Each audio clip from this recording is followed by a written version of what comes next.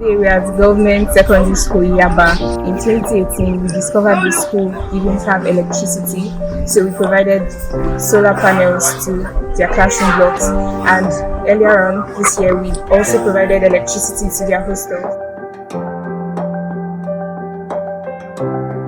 Today we are here to train the students on solar system installation and maintenance so that they can become solar entrepreneurs.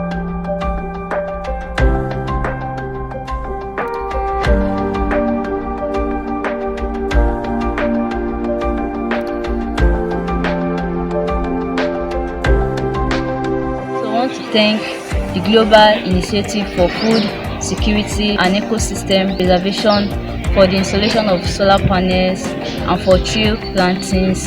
Say a lot to them and thank you for your work. What do we want? Climate action now.